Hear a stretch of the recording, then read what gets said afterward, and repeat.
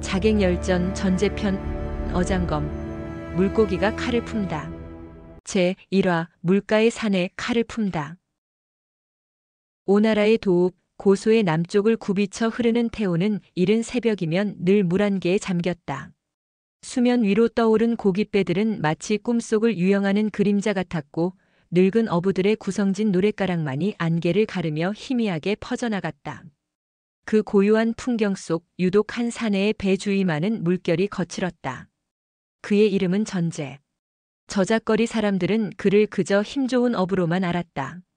그의 팔뚝은 뱃일로 다져진 단단한 통나무 같았고 그가 던지는 투망은 하늘을 뒤덮는 거대한 그물새처럼 날아올라 호수의 물고기들을 남김없이 낚아챘다.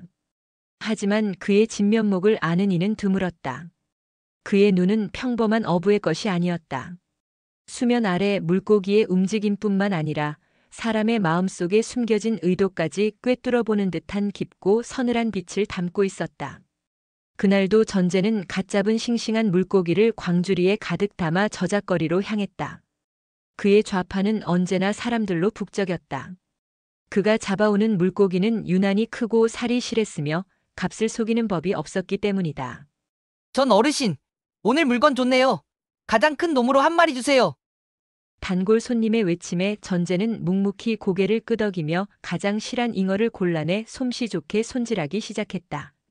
그의 칼질은 도축장의 백정처럼 투박하지도 요리사의 칼처럼 화려하지도 않았다. 하지만 그의 칼날은 정확하고 군더더기가 없었다. 마치 뼈와 살의 경계를 이미 알고 있다는 듯 그의 칼은 물 흐르듯 움직여 순식간에 물고기의 내장을 발라내고 먹기 좋게 토막냈다. 그때였다. 저작거리의 평화를 깨는 소란이 일었다. 세금 징수를 나온 관리들이 한 늙은 과일 장수의 좌판을 뒤엎고 행패를 부리고 있었다. 이 늙은이가 감히 세금을 빼돌리려 해? 내 놈의 목숨이 몇 개인지 세어보고 싶은 게냐? 젊고 기세등등한 관리가 늙은 과일 장수의 멱살을 잡고 고함을 질렀다. 주변 상인들은 겁에 질려 고개를 숙일 뿐 누구 하나 감히 나서지 못했다. 행패를 부리는 놈들의 뒤에는 지금의 왕인 요의 권력이 서슬 퍼렇게 버티고 있었기 때문이다. 전제의 칼질이 멈췄다. 그의 고요하던 눈빛에 차가운 서리가 내렸다. 그는 손에 든 칼을 도마에 쿵소리가 나게 내리꽂고는 천천히 자리에서 일어났다. 그의 묵직한 움직임에 주변의 시선이 집중되었다. 그만두시오. 전제의 목소리는 낮았지만 저작거리의 모든 소음을 잠재우는 힘이 있었다. 관리가 멱살을 잡은 채 고개를 돌려 그를 쏘아보았다. 뭐하는 놈이냐? 비린내 나는 어부 따위가 감히 끼어들 자리가 아니다. 그 노인이 내지 않은 세금이 얼마요? 전제는 관리의 위협에도 아랑곳하지 않고 담담하게 물었다. 내 놈이 알바 아니다. 죽고 싶지 않으면 썩 꺼져라. 관리는 더욱 기세등등하게 소리쳤다. 전제는 더 이상 말하지 않았다. 그는 성큼성큼 관리에게로 다가갔다. 그의 거대한 그림자가 관리를 덮치자 기세등등하던 관리의 얼굴에 순간 당황한 기색이 스쳤다. 전제는 말없이 품에서 몇 푼의 동전을 꺼내 그의 손에 쥐어주었다. 이것으로 부족하다면 내 좌판의 물고기를 모두 가져가시오. 그러니 그 손은 놓으시오. 그의 행동은 정중했지만 그 안에는 결코 거스를 수 없는 위압감이 담겨 있었다. 관리는 잠시 망설였다. 눈앞의 사내가 풍기는 기세가 평범한 어부의 것이 아니었다. 마치 잠자는 호랑이의 코앞에 선 듯한 섬뜩한 기분. 그는 결국 침을 한번 삼키고는 노인의 멱살을 잡았던 손을 거칠게 놓아버렸다. 흥! 오늘은 운이 좋은 줄 알아라, 늙은이! 관리는 애써 허세를 부리며 자리를 떴다. 전제는 쓰러진 노인을 부축해 일으키고 흩어진 과일들을 묵묵히 주워 담아주었다. 노인은 눈물을 글썽이며 연신 고개를 숙였다. 고맙네. 젊은이 고마워. 전제는 아무 말 없이 자신의 좌판으로 돌아와 다시 칼을 잡았다. 저작거리는 언제 그랬냐는 듯 다시 평온을 되찾았다. 하지만 이 모든 광경을 조금 떨어진 찻집의 2층 창가에서 한 사내가 흥미로운 눈빛으로 지켜보고 있었다. 그의 이름은 공자광. 현 5왕 요의 조카이자 선왕의 적장자였다. 본래대로라면 왕위는 그의 것이어야 했지만 아버지의 유언을 핑계로 숙부인 요가 왕위를 찬탈한 상태였다. 광은 자신의 것을 되찾기 위해 겉으로는 숙부에게 충성을 다하는 척하며 때를 기다리는 야심가였다. 그리고 그의 옆에는 훗날 오나라 최고의 지략가가 될 오자서가 차를 따르고 있었다. 저 자가 바로 제가 공자께 말씀드렸던 사내 전제입니다. 오자서가 나지막이 말했다. 광은 찻잔을 든 채 여전히 저작거리의 전제를 응시하고 있었다. 과연 범의 기상을 지녔구나. 썩은 고목들만 가득한 이 나라에 아직 살아있는 푸른 소나무가 있었어. 광의 눈이 탐욕과 기대로 번뜩였다. 저 칼이라면, 저 담력이라면 자신의 오랜 수건을 풀어줄 수 있을지도 모른다.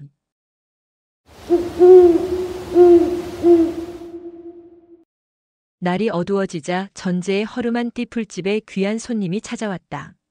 공자 광이었다.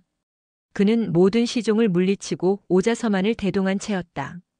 갑작스러운 귀인의 방문에 전제는 조금 놀랐지만 이내 평정을 되찾고 그들을 안으로 들였다. 이런 누추한 곳에 어인일로 귀한 분께서 행차하셨습니까? 전제는 예를 갖추었지만 그의 태도에는 비굴함이 없었다. 광은 그의 당당한 모습이 더욱 마음에 들었다. 낮에 저작거리에서 그대의 의로운 모습을 보았소. 그대와 같은 이가 일개업으로 늙어가는 것이 안타까워 벗을 삼고 싶어 찾아왔네. 광은 자신을 낮추며 겸손하게 말했다. 전제는 말없이 차를 따랐다. 그는 광의 말 속에 숨겨진 진짜 의도를 이미 꿰뚫어 보고 있었다. 두 사람은 밤이 깊어가는 줄도 모르고 많은 이야기를 나누었다.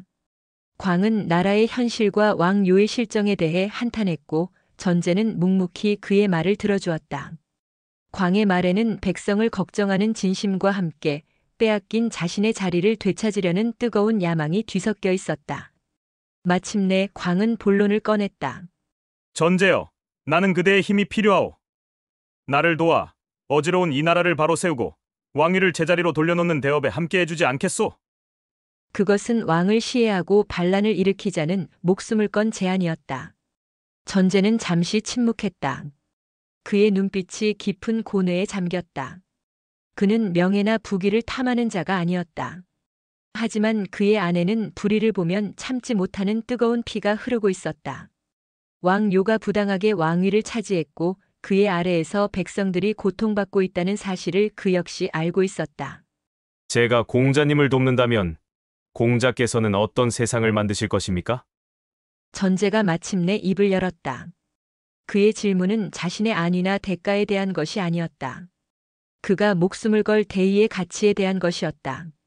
광은 그의 질문에 기다렸다는 듯 단호하게 답했다. 나는 백성이 굶주리지 않고 억울한 자가 눈물 흘리지 않는 나라를 만들 것이오. 법은 공정하고 기회는 평등하며 충신은 대우받고 간신은 벌을 받는 그런 당연한 나라를 만들 것이오. 그리고 그대와 같은 의로운 이들이 더 이상 저작거리에서 숨어 살지 않아도 되는 세상을 만들 것이오. 광의 목소리에는 흔들림 없는 확신이 담겨 있었다. 전제는 그의 눈을 깊이 들여다보았다. 그의 눈 속에서 전제는 단순한 야심가가 아닌 진정으로 나라를 걱정하는 군주의 모습을 보았다. 전제는 자리에서 일어나 광의 앞에 무릎을 꿇고 깊이 고개를 숙였다.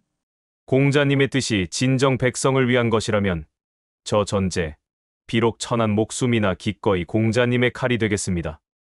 그날 밤 물가의 작은 띠풀집에서 역사를 뒤흔들 거대한 계획이 조용히 시작되고 있었다. 한 사내는 빼앗긴 왕좌를, 다른 한 사내는 자신이 믿는 의리를 위해 목숨을 걸기로 맹세했다. 그들의 첫 번째 목표는 단 하나, 철옹성 같은 궁궐 안에서 세상의 모든 쾌락을 탐하고 있는 오왕요의 심장이었다. 다음 화에서 계속 이어집니다. 제2화 칼을 내려놓고 칼을 품다. 그날 이후 전제는 저작거리에서 홀연히 사라졌다. 그의 빈 좌판을 보며 사람들은 그가 더 큰 돈을 벌기 위해 다른 도시로 떠났다고도 했고 병을 얻어 조용히 죽었을 것이라고도 수군댔다. 하지만 그 누구도 그의 실종 뒤에 오나라의 역사를 뒤바꿀 거대한 계획이 숨겨져 있으리라고는 상상하지 못했다. 전제는 공자 광이 마련해준 비밀스러운 거처에 몸을 숨겼다. 그곳은 고소성 외곽, 태호가 내려다 보이는 깊은 대나무 숲속에 자리한 낡은 가옥이었다. 전제는 그곳에서 밤낮으로 공자 광 그리고 그의 책사인 오자서와 함께 오왕요를 암살할 방법을 모색했다.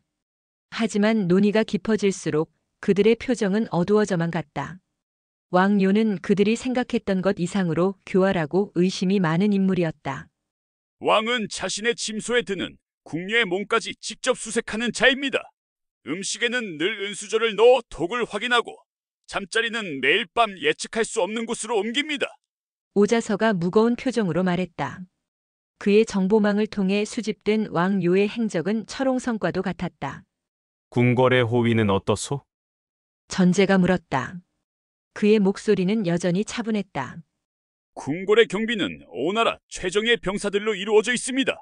특히 왕의 곁은 그의 친위대인 삼견이 한시도 떨어지지 않고 지킵니다. 그들은 모두 일당백의 고수들로 파리 한 마리조차 왕의 옥체에 접근하는 것을 허락하지 않을 겁니다. 광이 탄식하며 말을 이었다. 나 역시 왕의 조카이기에 연회에 참석할 수는 있으나 참석하는 모든 이들은 무기를 소지할 수 없네. 심지어 과일을 깎는 작은 칼조차 반입이 금지되지. 그를 시해할 방법이 도무지 보이지 않아. 절망적인 상황이었다. 아무리 뛰어난 무예를 지닌 전제라 할지라도 무기 없이 수많은 정예 무사들을 뚫고 왕의 목을 취하는 것은 불가능했다. 방 안에는 무거운 침묵이 내려앉았다. 그때 침묵을 깨고 전제가 조용히 입을 열었다. 왕께서 유독 즐기는 것이 있습니까? 그의 뜬금없는 질문에 광과 오자서는 의아한 표정을 지었다. 즐기는 것이라. 여색과 술을 즐기지만 그 또한 늘 경계심을 늦추지 않네. 광이 대답했다. 전제는 잠시 생각에 잠기더니 다시 한번 물었다. 음식은 어떻습니까? 천하의 진미를 모두 맛보았을 터, 그 중에서도 유독 집착하는 음식이 있는지요? 오자서는 잠시 기억을 더듬다가 무릎을 탁 쳤다. 있습니다. 태호에서만 잡히는 백어! 왕께서는 그 생선의 맛을 유별나게 아끼십니다. 특히 불에 구운 백어 요리는 왕의 연회상에 단 하루도 빠지지 않는다고 들었습니다. 하지만 그 또한 최고의 어이가 맛을 본 후에야 비로소 젓가락을 든다고 합니다. 백어 구이라? 전제의 입가에 처음으로 희미한 미소가 떠올랐다. 어부였던 그에게 백어는 누구보다 익숙한 식재료였다. 그는 눈을 감았다. 그의 머릿속에서는 거친 투망 대신 뜨거운 불 위에서 노릇하게 익어가는 생선의 모습이 그려지고 있었다. 제가 요리사가 되겠습니다. 전제의 말에 광과 오자서는 경악을 금치 못했다. 요리사라니, 지금 그게 무슨 소린가? 왕의 의심을 피하고 그의 가장 깊은 곳까지 무기를 들고 접근할 수 있는 유일한 방법입니다. 왕의 혀를 사로잡는다면 그의 심장까지도 얻을 수 있을 것입니다. 전제의 계획은 대담하고도 기상천외했다. 그는 최고의 요리사가 되어 왕의 식탁에 자신의 요리를 올리고 왕이 가장 방심하는 순간 음식 속에 숨겨간 비수로 그의 목숨을 끊겠다는 것이었다. 허나 그게 가능한 일이겠는가? 궁중의 요리사들은 수십 년간 실력을 갈고 닦은 명인들일세. 자네가 단기간에 그들을 뛰어넘는다는 것은. 광이 우려를 표했다. 하지만 전제의 눈빛은 이미 확고했다. 물고기를 잡는 일이나 사람의 마음을 잡는 일이나 그 이치는 같다고 생각합니다. 가장 중요한 것은 상대가 무엇을 원하는지를 정확히 꿰뚫는 것이지요. 그날 이후 전제는 완전히 다른 사람이 되었다. 그는 허리춤의 칼을 벽에 걸어두었다. 그 대신 그의 손에는 날카로운 식칼과 낡은 요리서가 들려 있었다. 광은 나라 전체를 뒤져 최고의 요리 명인들을 비밀리에 초빙했고 전제는 그들에게서 밤낮으로 요리의 비법을 전수받았다. 그의 변신은 처절했다. 그는 잠자는 시간까지 줄여가며 불의 세기를 조절하는 법을 익혔고 손에 물집이 잡히고 칼에 베이기를 반복하며 재료를 다듬는 법을 연마했다. 특히 왕요가 가장 좋아한다는 백어 구이에 모든 것을 쏟아부었다. 그는 태호의 가장 깊은 곳에서만 잡히는 최상급 백어를 구하기 위해 직접 배를 몰았고 생선의 비린내를 완벽하게 잡고 최상의 풍미를 끌어내는 비법을 찾기 위해 수백 수천 마리의 생선을 태우고 버리기를 반복했다. 그는 단순히 요리법을 배우는 것이 아니었다. 그는 왕의 심리를 파고들고 있었다. 왕이 어떤 식감을 좋아할지, 어떤 향에 매료될지, 어떤 맛에 경계심을 풀지를 연구했다. 그의 요리는 단순한 음식이 아니라 왕을 무너뜨리기 위해 치밀하게 설계된 하나의 전술이었다. 1년의 시간이 흐른 뒤 전제의 요리 솜씨는 마침내 신의 경지에 이르렀다. 그가 구워낸 백어 구이는 겉은 황금빛으로 바삭하고 속은 구름처럼 부드러웠으며 그 풍미는 먹는 이의 넋을 잃게 만들 정도였다. 마침내 계획을 실행할 때가 되었다. 광은 자신의 저택에서 성대한 연회를 열고 고소의 모든 귀족들을 초대했다.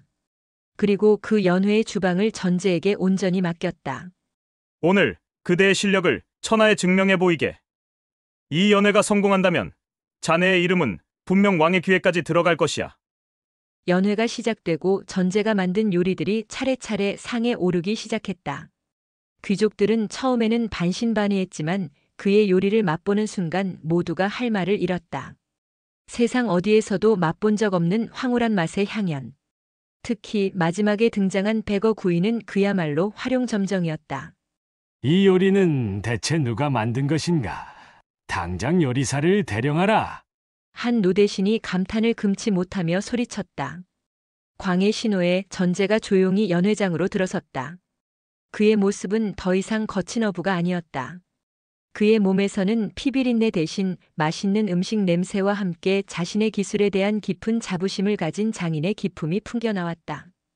그날 연회에 참석했던 모든 귀족들은 전제의 요리에 완전히 매료되었다.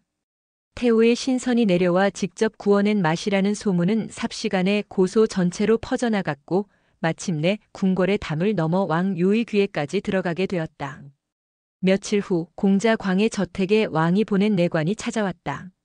왕 전하께서 공자의 저택에 머물고 있다는 천하제일의 요리사 전제의 백어 구이를 맛보고 싶어 하신다는 전갈이십니다. 그 말을 전해 들은 광과 오자서 그리고 전제의 얼굴에 동시에 긴장과 희열이 교차했다. 마침내 물고기가 거대한 낚싯바늘을 문 것이었다. 이제 칼을 품은 물고기가 용이 사는 연못으로 들어갈 시간이었다. 다음 화에서 계속 이어집니다. 제3화 어장검 칼끝에 맺힌 약속. 왕의 부름은 천둥과 같았다. 오왕 요가 천하제일의 요리사 전제를 찾는다는 소식이 고소성에 퍼지자 사람들은 마침내 전설적인 맛을 볼 수 있게 되었다며 흥분했지만 공자광의 저택은 얼음장처럼 차가운 긴장감에 휩싸였다. 이것은 기회이자 동시에 모든 것을 잃을 수도 있는 위태로운 외줄타기의 시작이었다.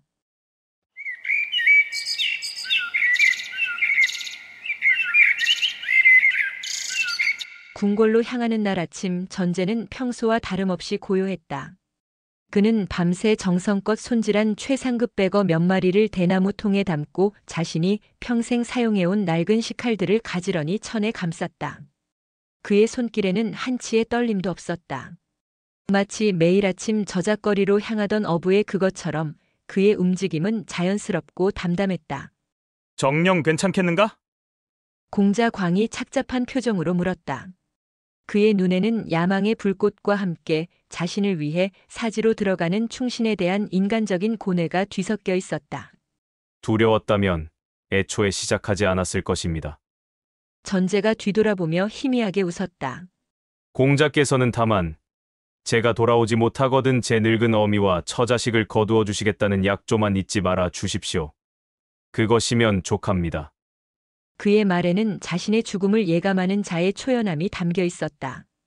광은 더 이상 아무 말도 하지 못하고 그저 섭정의 어깨를 힘껏 쥐었다. 두 사내의 눈빛 속에서 역사를 건 거대한 약속이 소리 없이 오고 갔다. 왕궁의 문은 높고 견고했다. 전제가 도착하자 수십 명의 병사들이 창을 엇갈리게 막으며 그의 앞을 가로막았다. 내관의 날카로운 목소리가 그의 온몸을 훑었다. 내 놈이 왕 전하의 부름을 받은 요리사 전제더냐? 그러하옵니다. 내 놈의 몸과 짐을 모두 수색해야겠다. 왕 전하의 옥체를 지키는 것은 이 나라의 가장 중요한 법도이니라. 병사들은 무자비했다. 그들은 전제의 옷을 거의 벗기다시피 했고 그가 가져온 모든 조리도구를 하나하나 풀어헤쳐 날카로운 칼날과 뾰족한 송곳이 숨겨져 있는지 사타치 뒤졌다. 대나무 통에 담긴 생선의 배를 가르고 아가미를 들추는 것까지 서슴지 않았다. 하지만 그들의 눈에 비친 것은 완벽하게 손질된 생선과 한평생 요리에만 매진해온 장인의 낡은 도구들 뿐이었다. 되었다. 들여보내라. 내관의 허락이 떨어지고 나서야 전제는 비로소 궁궐의 첫 관문을 통과할 수 있었다. 하지만 그의 시련은 이제 시작에 불과했다. 그가 배정받은 주방은 왕의 침소에서 가장 가까운 곳에 있었으며 그곳의 모든 요리사와 하인들은 10년 이상 궁궐에서 일하며 검증을 마친 자들이었다. 그들은 외부에서 굴러들어온 촌뜨기 요리사를 노골적으로 경계하고 멸시했다. 내 놈이 그 소문으로만 듣던 전제더냐? 어디 솜씨 한번 구경해볼까?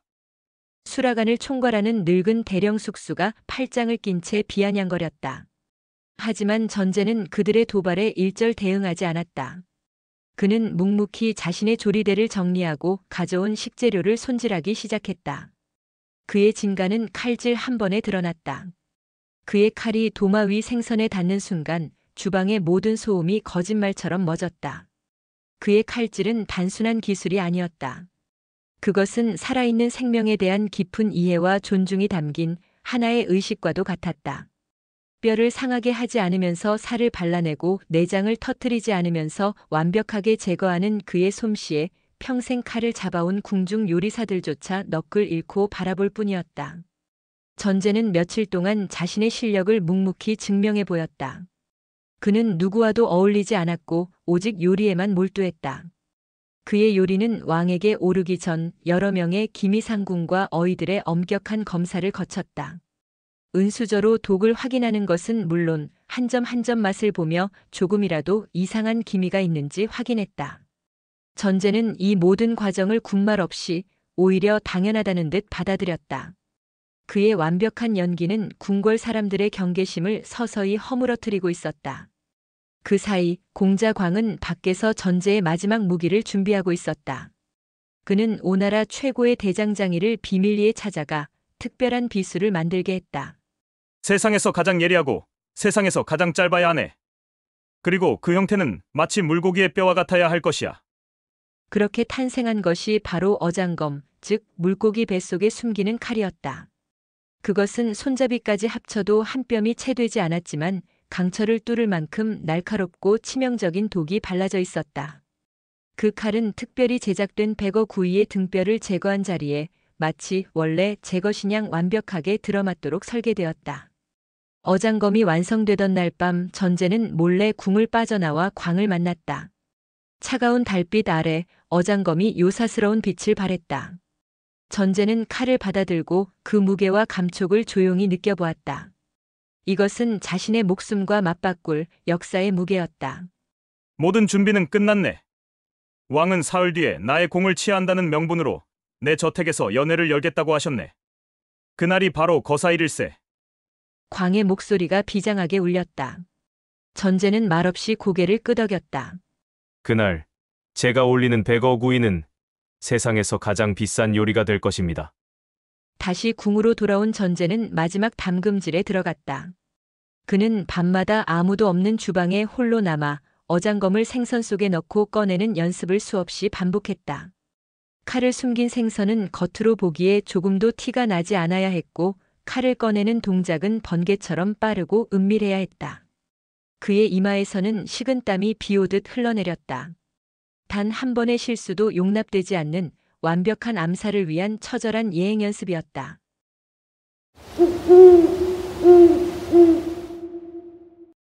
마침내 운명의 날이 밝았다. 그날 아침 전제는 평소보다 더 정성스럽게 몸을 씻고 가장 깨끗한 요리사복으로 갈아입었다. 그의 마음은 폭풍전야처럼 고요했다. 그는 더 이상 맛있는 음식을 만드는 요리사가 아니었다. 그는 왕의 목숨을 거두러가는 차가운 사신이었다. 그는 특별히 준비한 거대한 패거를 들어 올렸다.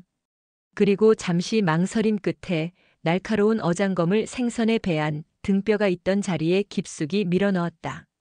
칼을 품은 물고기는 아무것도 모른다는 듯 순진한 눈으로 그를 바라보고 있었다.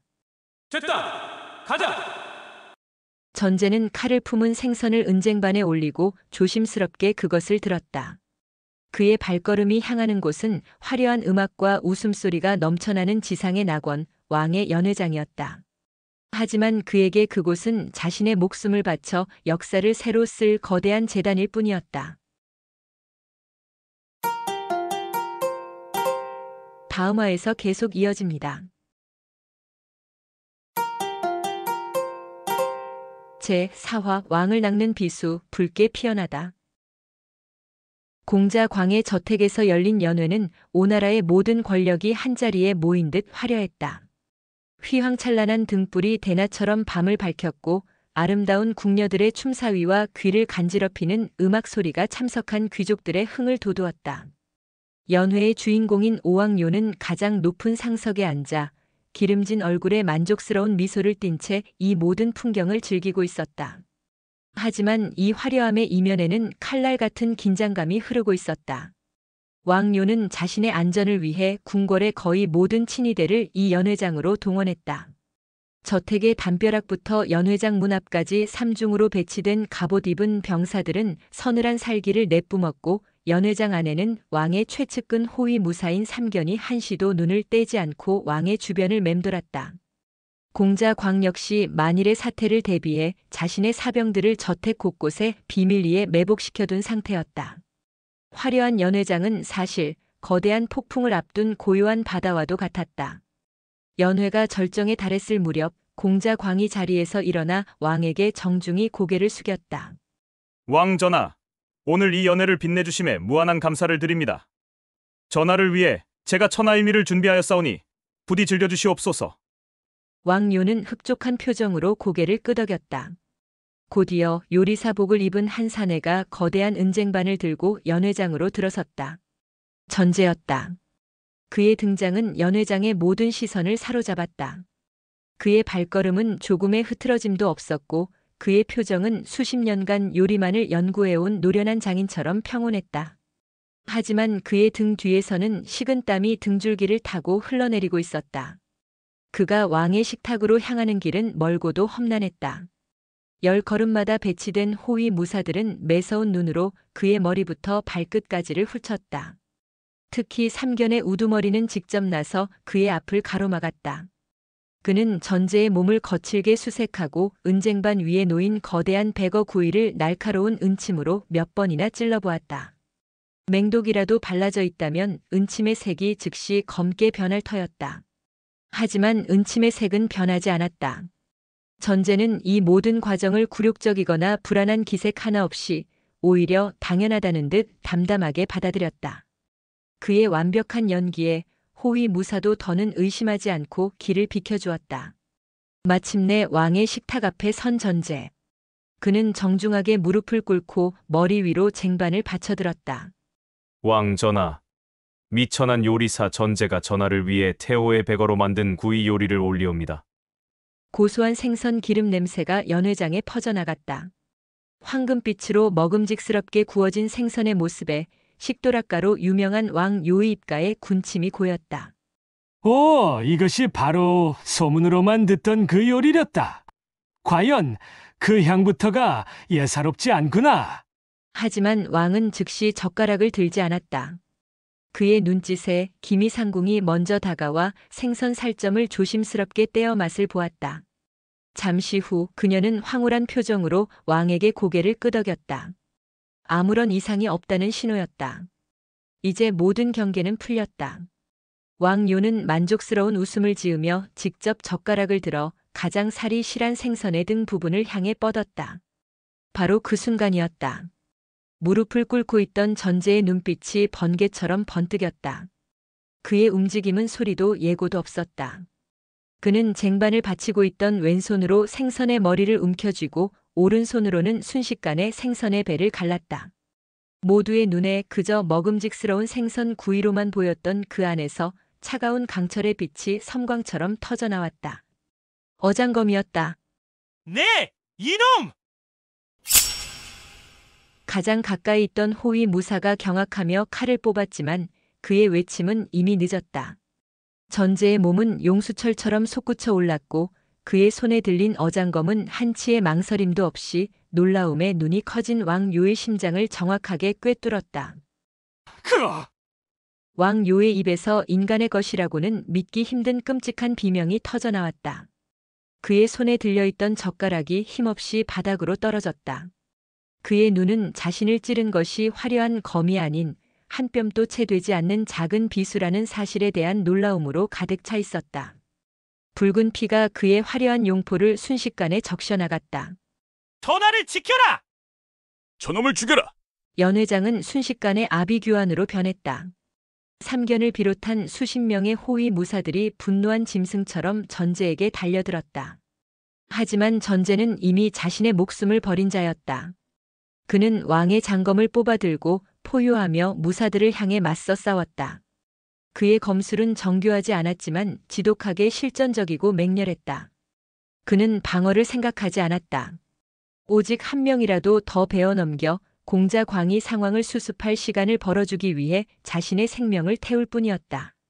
공자 전하, 지금입니다. 대업을 이루십시오. 그의 외침을 신호로 연회장 밖에서 공자 광의 사병들이 횃불을 들고 함성을 지르며 쏟아져 들어왔다.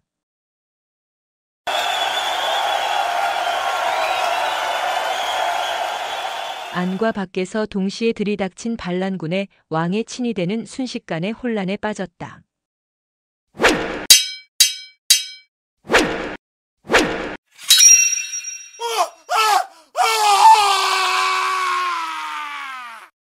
전제는 그 혼란의 중심에서 미친 듯이 칼을 휘둘렀다. 그의 몸에는 수십 개의 칼날이 박혀들었지만 그는 쓰러지지 않았다.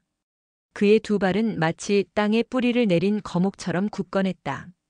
그는 자신의 주군인 공자 광이 용상에 오르는 길을 자신의 피와 살로 닦고 있었다.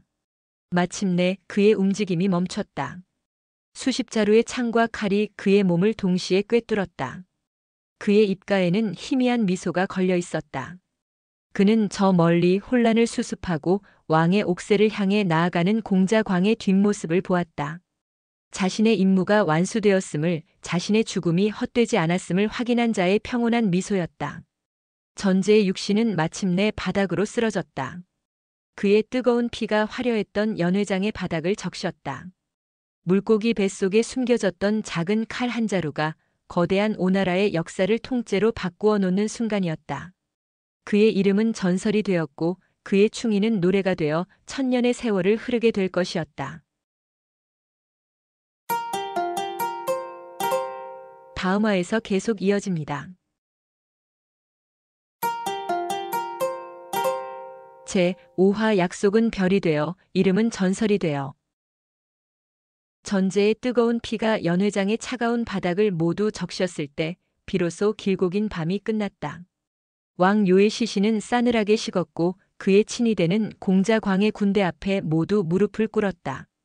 왕의 죽음과 함께 한 시대가 막을 내리고 있었다. 공자 광은 피비린내 나는 연회장 한복판에 우뚝 섰다.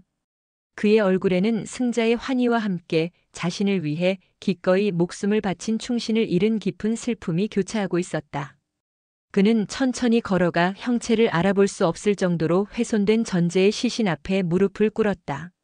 수많은 칼과 창이 꽂힌 채 그러나 결코 쓰러지지 않은 영웅의 마지막 모습. 광은 떨리는 손으로 전제의 눈을 감겨주었다. 그대의 충에 과인이 결코 잊지 않겠네. 그대의 피로 세운 이 나라에서 그대의 이름은 영원히 별처럼 빛날 것이야. 그의 목소리는 비장했고 그 맹세는 무거웠다. 그날 밤 광은 왕의 옥새를 손에 넣고 오나라의 새로운 왕 함녀로 즉위했다. 그의 즉위를 반대하는 세력도 있었으나 왕요를 시해한 자객의 처절한 충심과 함녀의 치밀한 준비 앞에 감히 저항하지 못했다. 새로운 왕이 된 함녀는 가장 먼저 전제의 장례를 국장에 버금가는 수준으로 치러주었다.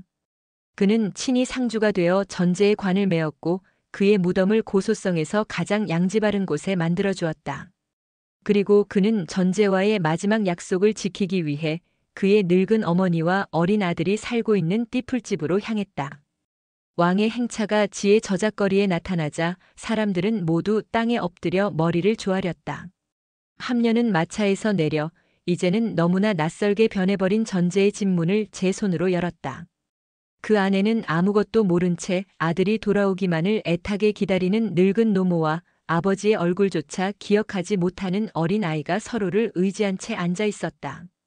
어머님, 소자 함녀, 문안 인사 올립니다. 함녀는 왕의 신분을 내려놓고 전제의 어머니 앞에 큰 절을 올렸다. 노모는 어리둥절한 표정으로 그를 바라볼 뿐이었다. 전제는 어디 있소? 내 아들은 어디에 있기에 이리도 귀한 분께서 먼저 찾아오셨소? 함녀는 차마 입이 떨어지지 않았다. 그는 눈물을 삼키며 전제의 최후를 조심스럽게 이야기했다. 아들이 나라를 위해 큰 공을 세우고 장렬히 전사했다는 소식에 노모는 한동안 아무 말도 하지 못했다. 그녀의 마른 눈에서 눈물 한 방울이 또르르 흘러내렸다. 그것은 슬픔의 눈물이라기보다는 평생을 천한 업으로만 알았던 아들의 진면목을 이제야 알게 된 자랑스러움과 안타까움이 뒤섞인 눈물이었다. 내 아들이 장한 일을 하였구려. 장한 일을 하였어.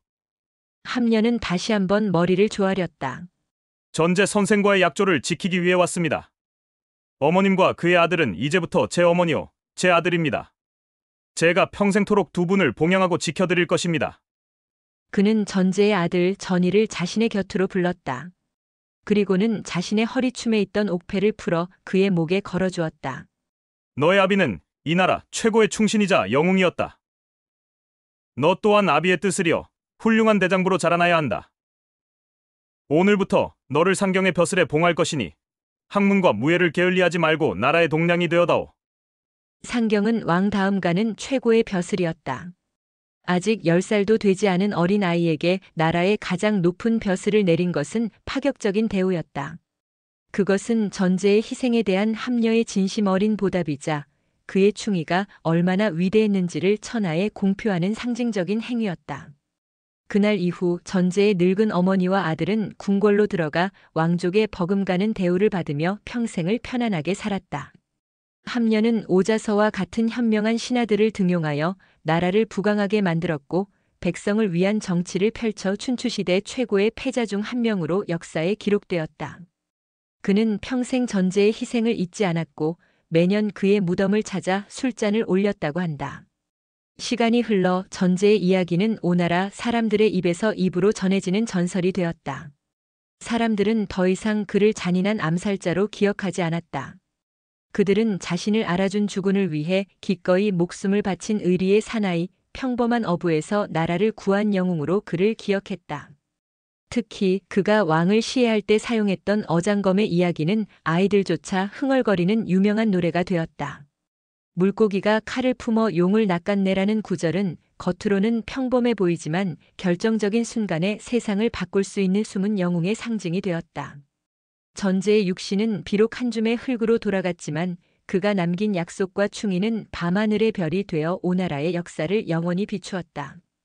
그의 이름은 지기를 위해 목숨을 바치는 것이 얼마나 숭고한 가치를 지니는지를 보여주는 영원한 증거로 남게 되었다. 감사합니다.